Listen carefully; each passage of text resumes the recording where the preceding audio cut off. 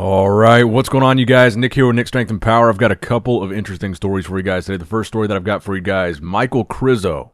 His latest physique update posted to his story at an impressive 137 kilos, which is over 300 pounds, 302 pounds to be exact. And dare I say, he actually looks pretty lean at that body weight. I think, here's why I want to keep talking about Michal Krizo. I know he's had a lot of back and forth with IFBB pros over here in the IFBB Pro League. I know there's been all these social media comments saying, him saying he would dominate these guys, etc. And if you guys don't know the backstory to that, Michal Krizo is basically the top bodybuilder over in the IFBB Elite Pro. It's a difficult to explain situation, but essentially it's a different IFBB than this one. This is the one that has the Olympia, the Arnold Classic, the NPC as the amateur organization that feeds into it. The other IFBB doesn't have that. Michal Krizo, I think there's a serious possibility of him coming over to the IFBB Pro League. Not even just a possibility, I think it's extremely likely. When Michal Krizo first rose to notoriety on the internet, and a lot of people started talking about him worldwide, it was right in the middle of the pandemic. It was right in the middle of the lockdown, and travel seemed a lot more unrealistic, so it made a lot more sense for him to stay in the IFBB Elite Pro. And the fact of the matter is, certainly from a size standpoint, I think he can hang with almost any guy in this IFBB. I think he would do well immediately if he came over here, and even if they made him get a pro card, go through the amateur ranks and turn pro in the NPC, I think he would do that with relative ease. And the fact of the matter is, he has every incentive to do so. There's more prize money here in the IFBB Pro League. There's bigger titles here in the IFBB Pro League. There's better competition here in the IFBB Pro League. Basically, in the Elite Pro, he's been beating the same few guys for the past few years. And he's won basically every title there is to win over there. So I want to keep his name fresh and keep his name relevant because I really believe this is not all just talk. I think there is a strong possibility we see him compete on the IFBB Pro League stage. When that will be, I don't know. Where that will be, I don't know. If they make him earn a pro card, I don't know that either. But I have a sneaking suspicion that we will see him on stage at some point in the IFBB. And I'll tell you right now, there's not a whole lot of bodybuilders in this IFBB that weigh 300 plus pounds in the off season, let alone look that lean at 300 plus pounds. It's very few and far between, even over here. Now, next up in bodybuilding news, let's take a look at another guy that's 6.5 weeks out posting updates for the Indy Pro, and that is Charles Griffin.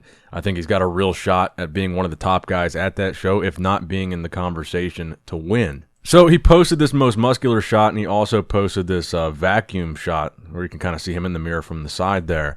I really think he's got an impressive physique for Men's Open Pro. The fact that he can hit a vacuum pose, I think, is one of his strong points, the way that he can control his midsection, and he does carry a fair amount of size. Keep in mind, he's also working with Matt Jansen, who seems to be one of the hottest coaches in the IFBB right now. He obviously coached Sean Clarita to a 212 Olympia victory.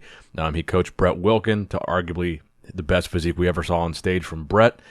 He coached Nick Walker to an Arnold Classic victory, to a top 5 Olympia placing. And Charles Griffin is one of the few Men's Open pros that Matt works with. So I think we can expect a good package from him on that Indy Pro stage. Now, let's switch into a strongman story here next. JF Caron, who competed in the Arnold Strongman Classic and suffered a devastating injury at that competition. A double quad tear. He says that he's lost over 60 pounds throughout the recovery process, now currently weighing about 286 pounds or 130 kilos. And in this interview that you're looking at right here with Big Laws, shout out to Big Laws Official on YouTube, he admits in that interview he thinks this might be it for him. This is the end of his strongman career. This is a career-ending injury. So for those of you strongman fans out there, I wanted to include that in this video because I know that JF Caron has a lot of fans, but it looks like that the 2022 Arnold Strongman Classic might be the end of the road for his strongman career. But we definitely wish JF the best. I hope he has as speedy of a recovery as possible and gets as close as back to 100% as possible. Who knows, how long or if that is possible. Now, next up in the news, another update on Eddie versus Thor versus whoever else.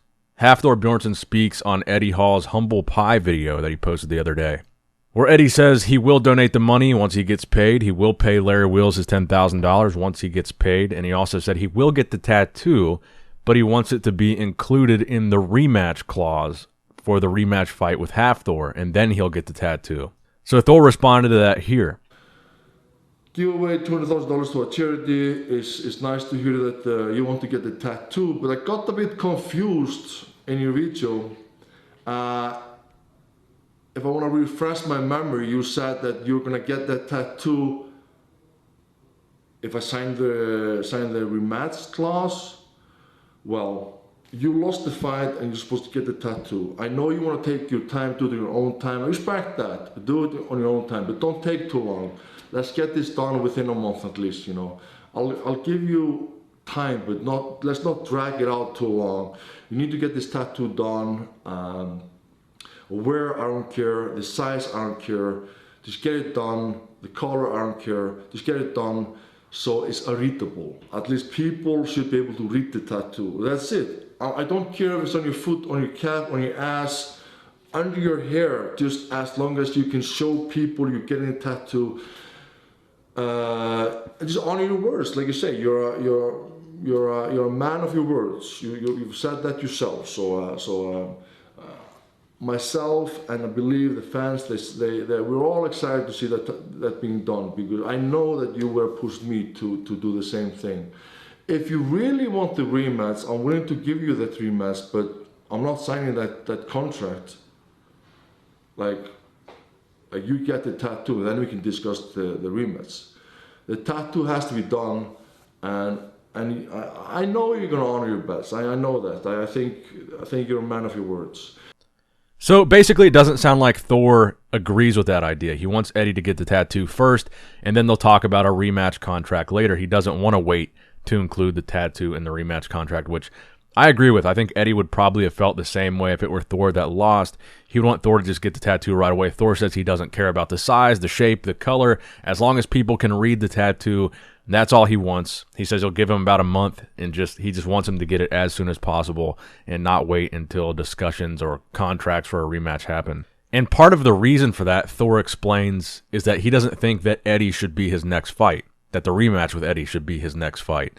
And he goes on to discuss all the potential opponents that we've heard about over the past few weeks: KSI, Logan Paul, Martin Ford, and Mariusz Pudzianowski. So Thor kind of talks about how serious he was about Logan versus KSI. He says he's not really sure if they're joking, but he says the two fights that make the most sense to him are Martin Ford if Martin wins his fight at the end of April, and Mariusz Pudzianowski if he doesn't want to do an MMA fight. Thor said he's pretty sure that Mariusz wanted to do an MMA fight. Obviously, Thor hasn't been training for MMA, and Mariusz has been fighting in MMA for like the past 10 years. So that's basically what we got out of Thor's response here. He wants Eddie to get the tattoo now. He is willing to do the rematch, but he doesn't want it to be his next fight, and he is considering all opponents, including Logan, KSI, Martin Ford, and Mariusz Pudzianowski.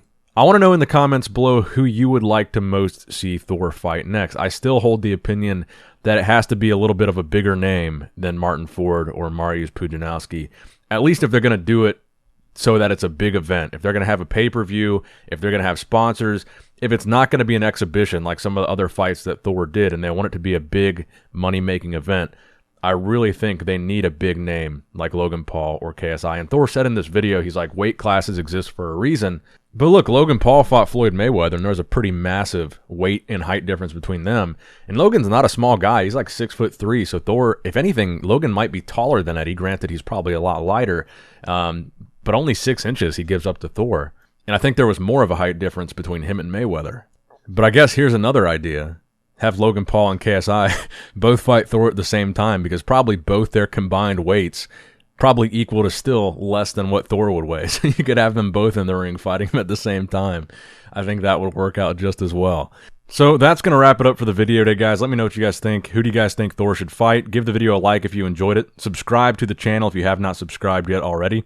Click that bell notification icon if you have not clicked it. And as always, I love you guys. I appreciate you guys. Nick Strength and Power, signing out.